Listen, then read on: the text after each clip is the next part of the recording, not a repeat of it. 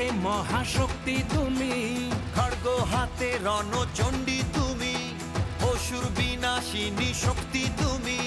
দশভুজা তোমার অপার মহিমা।